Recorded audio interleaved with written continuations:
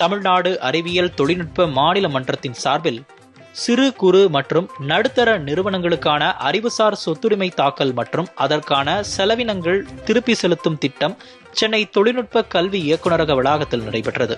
இந்த நிகழ்ச்சியின் சிறப்பு விருந்தினராக தமிழ்நாடு SC/ST செயலாளர் வின்சென்ட் கலந்து கொண்டார். விழாவில் தமிழ்நாட்டைச் சேர்ந்த தேர்ந்தெடுக்கப்பட்ட சிறு குறு மற்றும் நடுத்தர நிறுவனங்களுக்கு காப்புரிமை, வர்த்தக முத்திரை, புவியியல் குறியீடு போன்ற அறிவுலர் சொத்துக்களுக்காக தாக்கல் செய்த செலவுகள் திருப்பிச் செலுத்தப்பட்டது.